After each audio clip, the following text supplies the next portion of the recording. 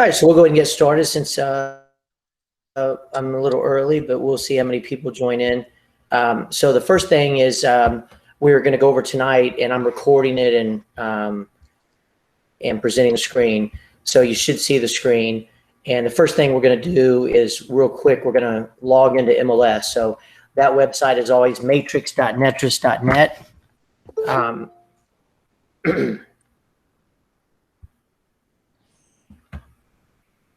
So that is always going to be matrix.netris.net. And once you log in, you should have a screen like this, and you'll put your license number and your password. And again, this is matrix.netris.net. Once you hit enter, you're going to most likely get a screen that looks like this. I always go and click on Matrix right up here in the left corner. When you click on that, you're going to get this screen. And when I say that I clean up y'all's MLS, this is what it looks like, so that you're able to kind of see that we all train from the same perspective. So I'm just going to act like I've got a buyer named Brad, the buyer, and he wants to look at a property, and he texts me, and it's 9904, and all I know is the street number, and he tells me the street is Copperhead, and let's just say I don't know how to spell Copperhead. All I need to do is put a C right there. So that's one of the reasons why I put this box here. It's super easy. It's dummy proof. All you need is a street number. And when you put the street name, all you need is the first letter, and you hit search, and it'll pull up all the homes that start with 9904 and a C all the way back to 2003. So you can see that the second one down is Copperhead. So if you ever click on the MLS number right here, that's called an agent full report. And what you would want to do is if you're going to make an offer on this home, you'd want to print this. It's called the agent full report. And all you do is you go right down here to the bottom, you hit print, and you select agent full report, and you print it. Then you hit the back button, and you're basically, if you know the buyer's going to make an offer, let's just say that this home is 444, the buyer's going to go in at 450, then you're good to go. And the next thing you want to do is you want to log out of MLS and go to this website. Now, this is texasrealestate.com.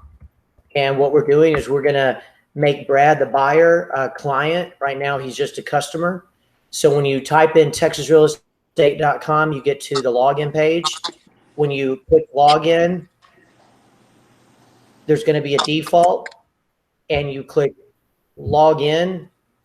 And at that point, the screen is going to go blue. And when the screen goes blue, you're going to come back and you're going to hit zip forms. So it'll say, hi, Doug, and then you'll hit zip forms. When you hit zip forms, the screen goes blue. And when the screen goes blue, if you've been in our company, I'm going to put you on mute for a second. If you have been with our company, all right, 1 second.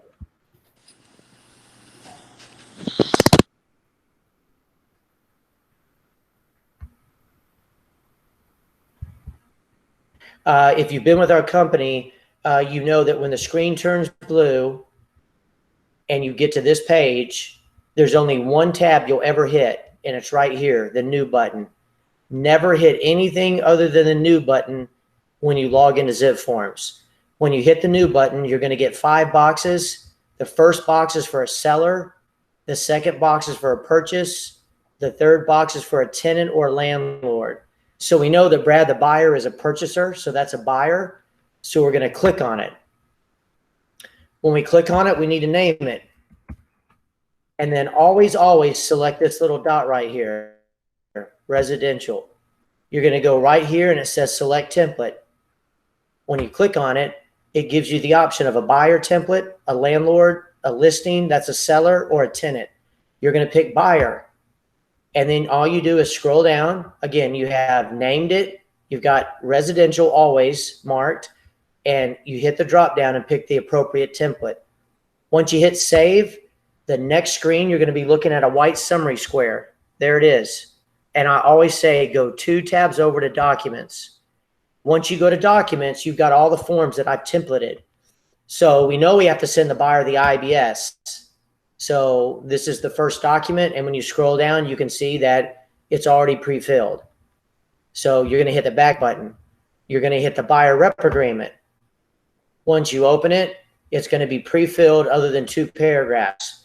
The first paragraph, you're going to type in Brad Buyer or whatever his name is. You're going to go down and all you do is select paragraph 4, the first blank. You pick today's date and probably put the end of next month as the expiration date. Then all you do is hit save at the top and wait for it to say saved right here.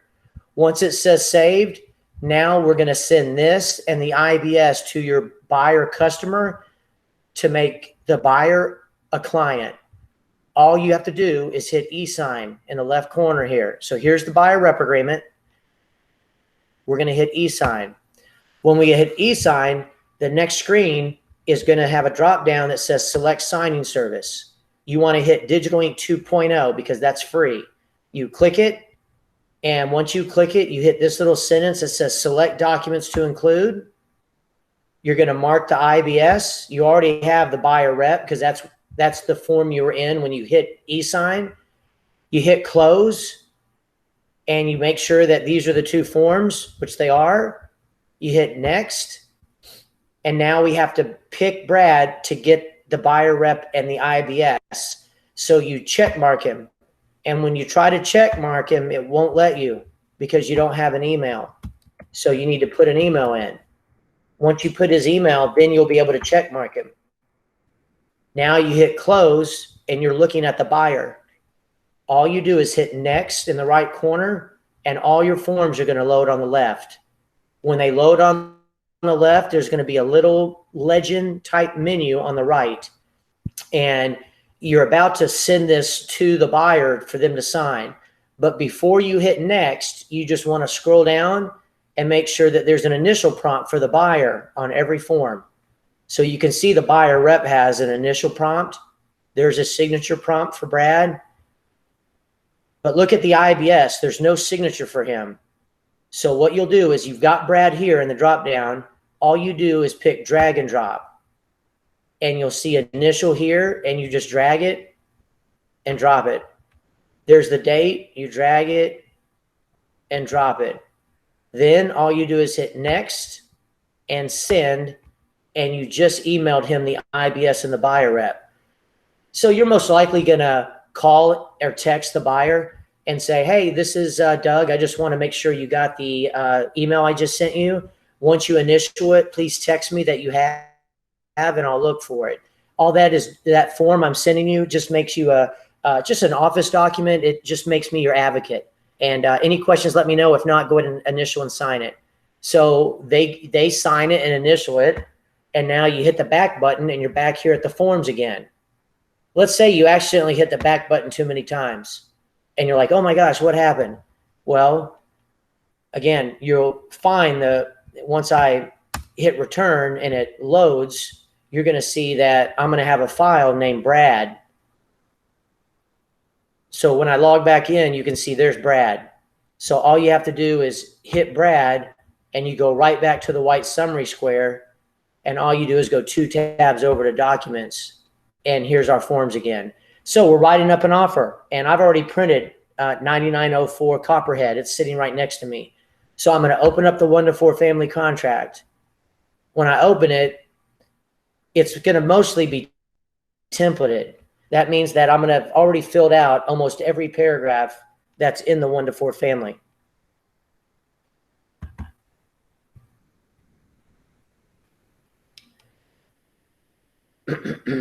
So it's going to load in a second. And when it loads, you're going to be looking at the contract. So the first paragraph is the buyer and the seller. So let's say that I'm looking at the tax row and the seller is Sally Seller. I'm going to put Sally Seller. Let's say that Sally's married to somebody. If Sally's married to somebody, then I need to write their name as well. Now I'm going to go down here to the buyer's name, and it's Brad Buyer. I go down to paragraph 2, and I'm looking at the legal description, and it says it's block 25. I'm sorry, it says it's lot 25, block C. Says the subdivision is Fossil Creek at Westridge. It says it's in the city of McKinney. It says it's in the county of Collin. And it's known as 9904 Copperhead Lane. Tab one more time and I put the zip code 75071. I scroll down and I look on the MLS to see if there's any exclusions. I see where this seller wants to exclude electronic deadbolt lock. So right here in exclusions 2D, I'm going to type electronic deadbolt lock, comma, smart home equipment.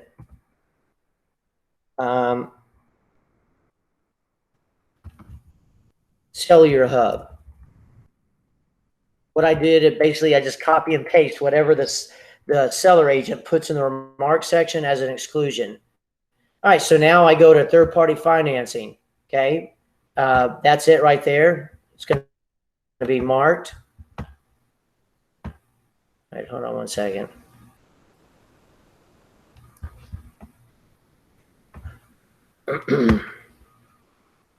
Let me go back one more.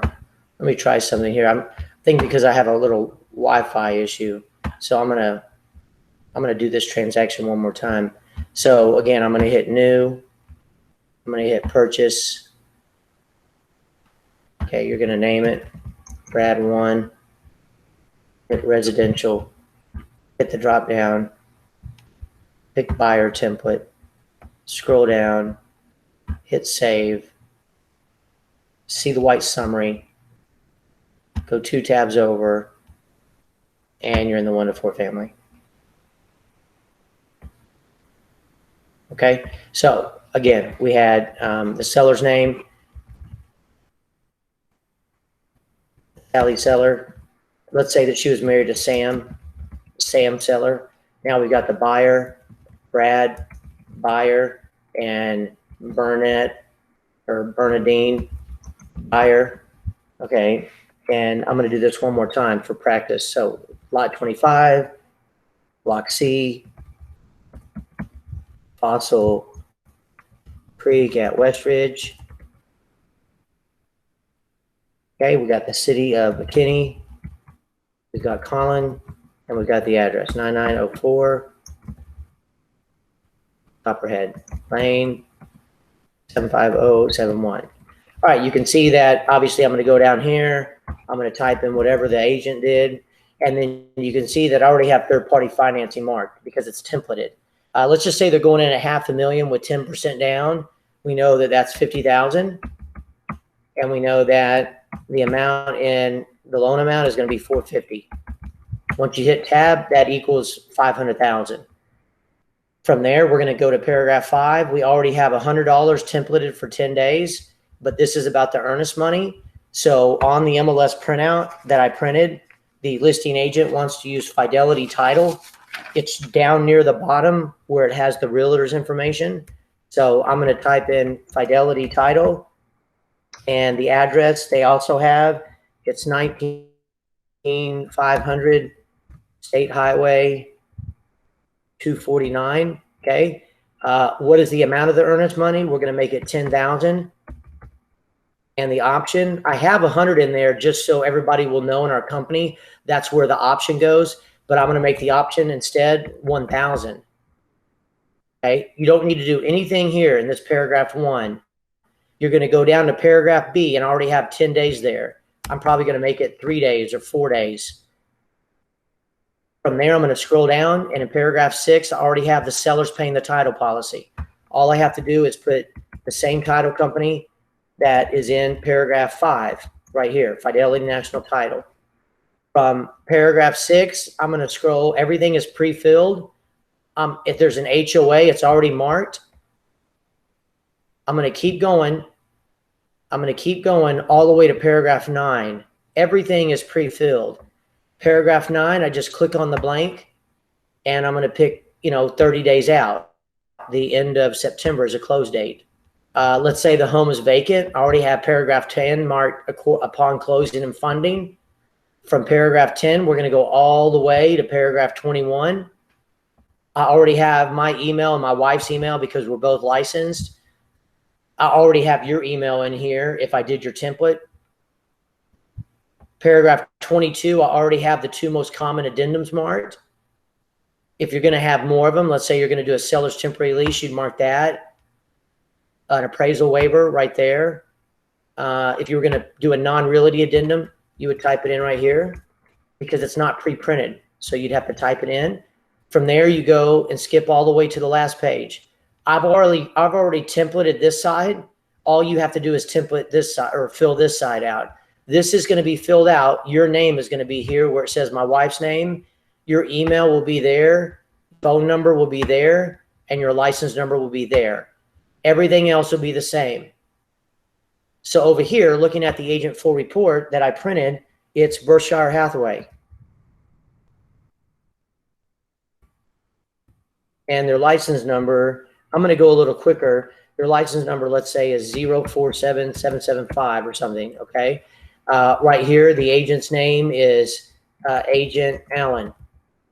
And his license number, it's going to be right there on the agent full report. It's going to have his email on the agent full report. It's going to have his phone number on the agent full report. It's going to have his license supervisor on the far right side down at the bottom. This says it's Tiffany Costello. It's going to have her license number right underneath her name. And then it's going to have their address underneath the broker's name, 3624 Long Prairie.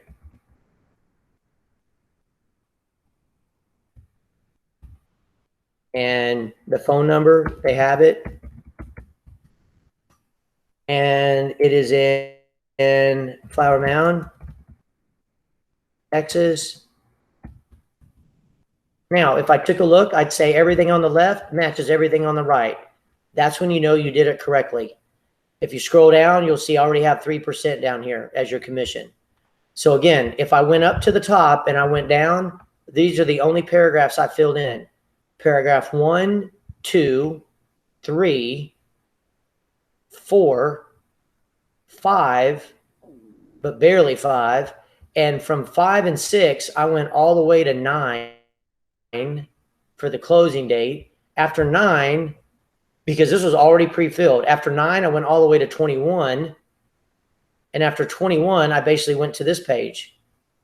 So it was super quick. You're going to hit save, wait for it to say saved right here, and hit the back button. Well, we know it's a conventional product, so we're going to go to 2 down or 1 down from the 1 to 4. You're going to open up the third party. When you open it up, you scroll to the top. It's already been templated. And I have templated it with conventional because that's the most common financing. All we have to do is in this blank, put the loan amount, which was $450. Hit tab, hit save, wait for it to say saved, hit the back button. We're going to scroll down. I also said there was a temporary lease, so we're going to click on it. When you open up the temporary lease, it's already pre-filled with the tenant and the landlord, the address. This paragraph 3 says the lease starts the day of closing and ends when. You're going to hit on the blank. We had said we're closing like September 30th, so we'll pick October 8th. We're going to charge them $33 a day. That's it. You're done. Hit save. It'll say saved. Hit the back button. I said that we're going to ask for the washer, fridge, and dryer. So we're going to look for the non-realty addendum.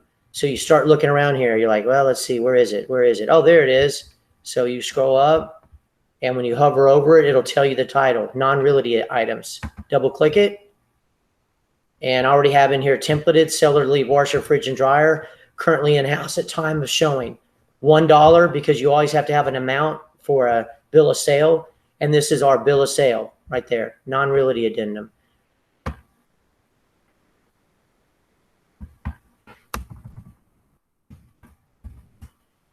Okay. Now we're going to hit e-sign right here. E-sign. When we hit e-sign, we're going to make sure it says digitally 2.0. Once we see that, we're going to select documents to include. And now we have to remember what we're sending the buyer. We're sending them the 1 to 4 family, the HOA addendum, third-party financing, non-realty, and the seller's temporary lease. You hit close. You scroll down to make sure that everything is included. You hit next in the right corner. You're going to see his name, and you go, oh, there's Brad. He's buyer 1. You check mark him. It won't let you because you don't have an email. You got to put an email in there. Now it'll let you check mark him. Well, there's 2 buyers, so you got to mark up here, Bernadine. You mark it, and it won't let you do her. You got to put her email in there. Now it'll let you check mark it. Now you hit close, and you see that there they are. Now, my experience has been that it's always good to find out which spouse wants it first, because in some marriages, it matters who gets it first. I don't care in mine, my wife or myself, but I would always ask, hey, Brad, you want it first? You want Bernadine to get it? No, let her get it first. Oh, okay. So you need to hit the drop down and pick 1. And on Brad, you need to hit the drop down and pick 2. So it's going to go to her first. You hit next and you hold tight. All the forms are going to load on the left, and there's going to be that little menu on the right that we saw earlier when we sent the IBS and the buyer rep agreement.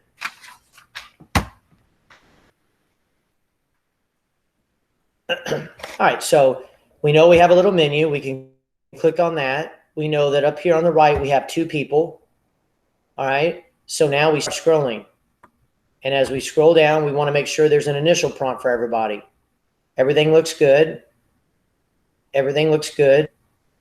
Everything looks good. All right, let's say that there was a glitch and there weren't initials right there. Let's just for argument's sake, let's say there was no initials there. So you need to put Bernadine's and Brad's initials right here. All you do is whoever's name is there, that's their initial prompt. So you would just drag it and drop it. Then you've got to change it to Brad. And you would drag it and drop it. Let's say you wanted to drag his signature. So we're going to keep scrolling.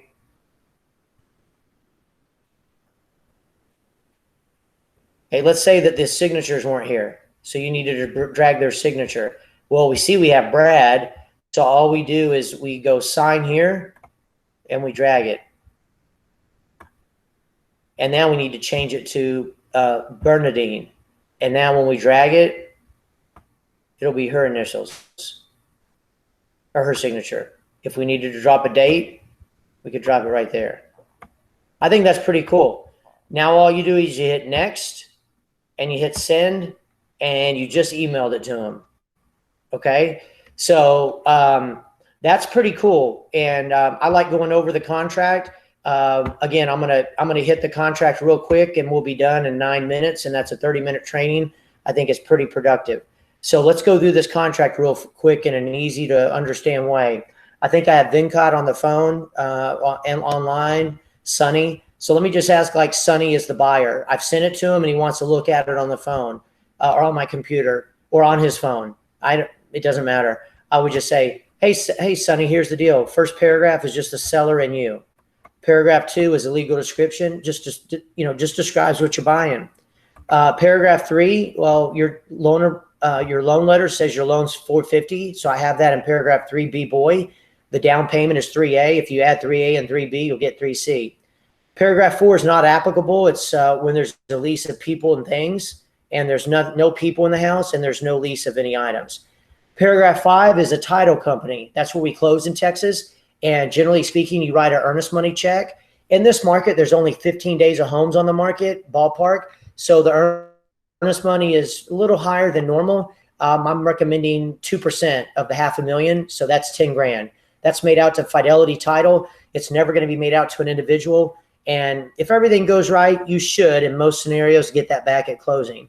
The 1,000 right here, that's called an option. And it's going to buy you a right to terminate for 4 days. We see that right there, Sonny. So 4 days. So that means that if that property got executed today and it was June 1 would be day 0, and you'd count June 2nd, 3rd, 4th, 5th, And on the 5th at 5 p.m., you'd have the right to terminate. After that, we go down to paragraph 6, and this is the title policy. The title company is going to insure you up to the $500,000 on that house and go all the way back to the beginning of time in Texas, which is just called the sovereignty of the soil. They check the original landowner all the way up to today to make sure there's no liens. So they're going to pay that for you. We're asking the seller to pay it, and it's going to be done at the same title company. Other than that, this paragraph at the top of page 3 talks about the survey. We're going to try to see if the seller has their existing survey. If they can't find it, they're going to have to buy a new one. If they find it and it's no longer valid, then we'll buy a new one. It's a normal buyer charge, so it's pretty much something that most buyers pay anyway. From there, we're going to go down to paragraph 7. And paragraph 7, basically, remember when I sent you the seller's disclosure and you initialed it? That's just saying right there under this X that you've received the disclosure. And of course, these contracts are as is. So, we're making this offer as the last time we left it. These aren't repair contracts. I can't guarantee we can get any repairs done, especially in this market. So, that $1,000 is for you to make a decision in 4 days whether you want to move forward or not. This is a home warranty. They're about $700. They cover everything built in a house, like your AC, your heater, your garbage disposal, built-in kitchen equipment. And if anything goes out after you move in for 1 year, if the seller pays this for us, you'll be able to call a provider and just pay $75, and that'll be the most out of pocket for you.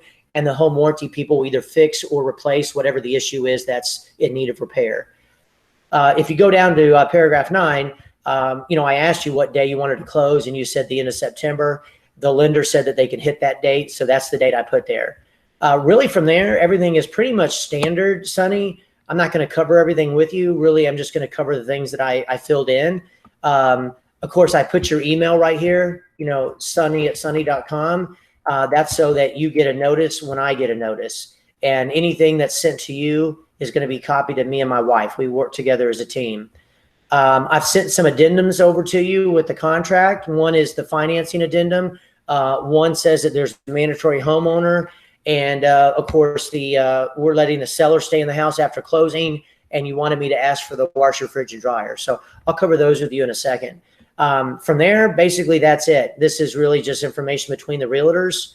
And that's pretty much the contract. Real quick, I'm going to cover the third-party financing addendum with you, Sonny.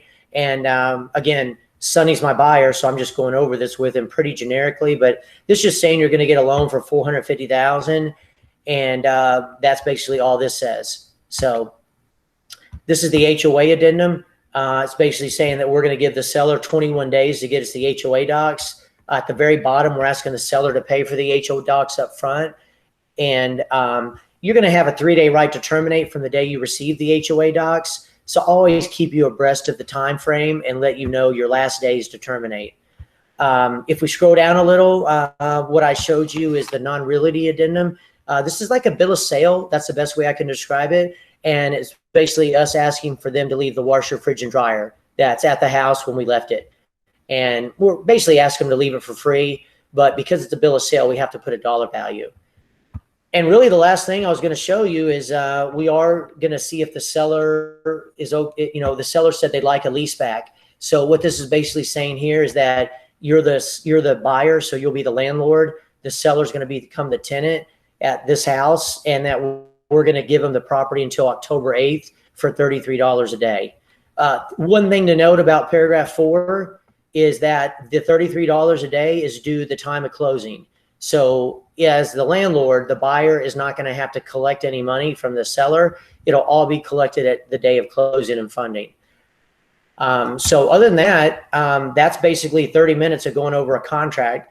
I'm doing this training at 11, and the reason I was doing it is simply because I say that I'm up. And when I say I'm up, it's hard for a lot of people to, believe that that I am up. And so I thought that we would do a training every once in a while. And when I do the training, that way y'all could see that I'm not a robot, that I'm actually, a human being. So we only had one person. It looks like whoever was here logged off. But I appreciate you logging on, Sonny. And I'm going to put this on GroupMe and all the social media. And we might do this like once a month in the evening instead of in the mornings, but that's usually when we do it. So you good to go? Okay. Thank you. Okay. Be safe. Have a good one.